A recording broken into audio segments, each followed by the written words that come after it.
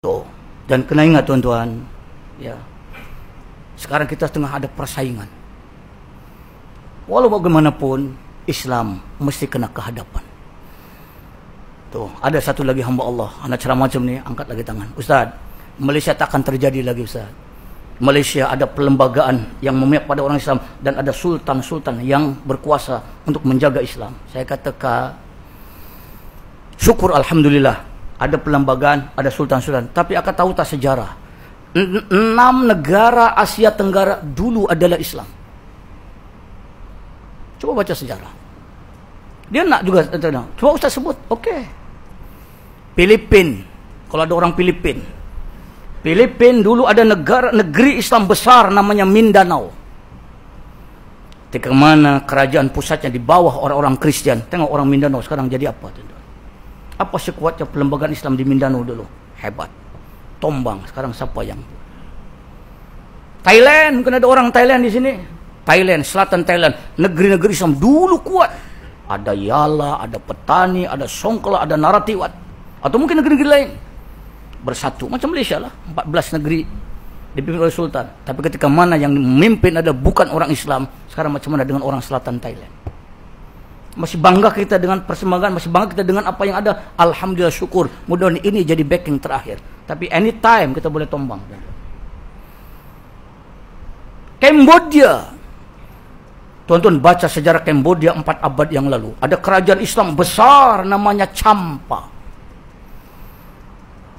Tetapi ketika mana orang-orang Islamnya lena tuan-tuan.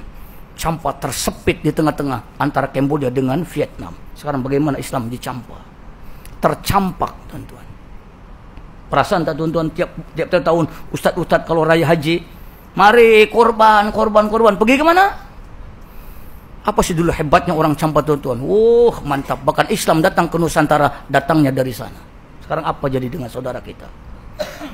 Naik lagi satu. Tuan-tuan baca macam mana sejarah Myanmar, Burma dulu namanya. Ada 2 negeri besar di Burma dulu. Namanya Rakhine dengan Rohingya. Bagaimana saudara kita di Rakhine dengan Rohingya? Last, Singapura. Ada negeri Islam dulu namanya Temasek. Ketika mana British bawa pekerja Cina dengan India, sumbat. Sekarang bagaimana? Sultannya tercapak ke Melaka, meninggal di Melaka. Sekarang siapa yang pegang? Hanya tinggal 3 negara saja. Indonesia, Malaysia, Brunei. Kalau kita tidak berhati-hati, mungkin sejarah lama akan berulang kembali. Mari tuan-tuan, kalau betul apa yang kita buat adalah demi Islam, untuk Islam, insya Allah Allah akan beri kita istiqomah. Tapi kalau kita buat hanya tekat marah, kita benci pada orang kafir, garanti tidak akan ada istiqomah. Al-amalu ala qadri niyatim. Amal tuan-tuan dinilai apa niat yang ada pada diri tuan-tuan sekalian. Itu saja ukurannya. Anda tidak tahu nak menilai apa, tapi jom bajar kita, didik anak istri kita untuk cerewet membeli barang. Kenapa? Man lam yahtamma ala ummati falaysa minni. Siapa yang tidak pentingkan tentang urusan orang Islam, kamu bukan umat aku. Nah, marahnya Nabi, tuan-tuan. Banyak nada-nada sumbang di luar sana. Tak payahlah, sudahlah, apa yang ada. Tidak. Karena ini adalah hak orang Islam untuk orang Islam. Jadi tuan-tuan, itulah sekadar perkongsian yang dapat Anda sampaikan pada pertemuan kali ini. Mudah-mudahan, walaupun serba ringkas, mudah-mudahan padat isinya dan menjadikan sedikit motivasi pada tuan-tuan sekalian. Mari teruskan apa yang Islam nakkan pada kita. Kita niatkan, kita nak martabat Islam. Kenapa tuan-tuan? Karena sebulan tuan-tuan kalau beli barang 500 ringgit sebulan tuan-tuan beli barang dapur, maknanya duit orang Islam akan bergulir. Cash flow orang Islam di negara kita 10 billion. Ada satu kajian orang UKM, 10 billion tuan-tuan yang duit tuan-tuan belanjakan, 8 billion masuk ke kantongnya mereka. Yang balik kantong orang Islam hanya 2.3 billion saja.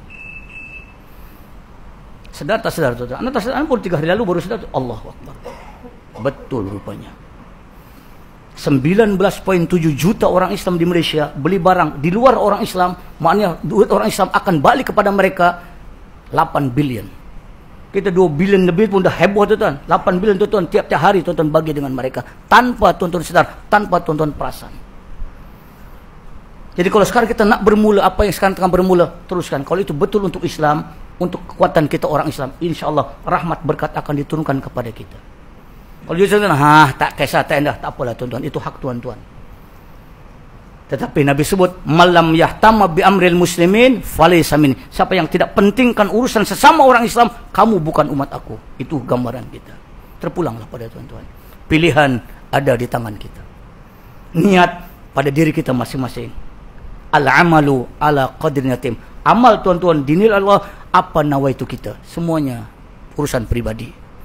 Tapi ini motivasi, ini Islam, ini orang Islam, ini langkah Islam. Allahu a'lam.